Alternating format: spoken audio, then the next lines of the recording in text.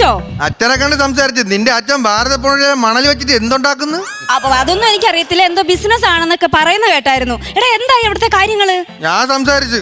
എന്നിട്ട് നിന്റെ അച്ഛൻ അടുക്കുമെന്ന് തോന്നുന്നില്ല. ഇപ്പൊ മാമ സംസാരിക്കാൻ അങ്ങോട്ട് വിളിച്ചോണ്ട് പോയിട്ടുണ്ട്. അപ്പൊ നീ അവിടെ എന്തോ എടുക്കുവാ? ഞാൻ ഇതൊക്കെ കണ്ട് ഉത്സവമൊക്കെ കണ്ട് ഇവിടെ നിൽക്കുന്നു. എടാ പൊട്ടാ, നീ അച്ഛനെ പോയി എങ്ങനെയും ഒന്ന് ഇംപ്രസ് ചെയ്. ഞാൻ എങ്ങനെ ഇംപ്രസ് ചെയ്യിക്കും? ഇപ്പം അതൊന്നും എനിക്ക് അറിഞ്ഞൂടാ. ഞാൻ വെക്കുവാ പോടുന്നു. അളിയാ, അപ്പൊ നമ്മള് കാര്യങ്ങളൊക്കെ മനസ്സിലായല്ലോ. ഞാൻ വളർത്തിയ ചെറുക്കനാണ് അവൻ. ജനിച്ചപ്പോൾ തന്നെ അവന്റെ അച്ഛനും അമ്മയും മരിച്ചു. പിന്നെ അവനെ നിങ്ങൾ ഫ്ലിപ്കാർട്ടിൽ നിന്ന് ഓർഡർ ചെയ്തെടുത്തണം. ആ കപ്പലണ്ടിയുടെ ചൂട് മണൽ അവിടെ ഇരിക്കുക. ആര് കണ്ണി ഞാൻ അടിക്കും ഈ കൗണ്ടറിൽ ഞാൻ ഇവിടെ പറഞ്ഞു കഴിഞ്ഞാ. പറയാൻ പാടില്ല. അപ്പോ അവന് വേണ്ട ആഹാരം, അവന് വേണ്ട ചോറ്, അവന് വേണ്ട സെർലാക്ക്.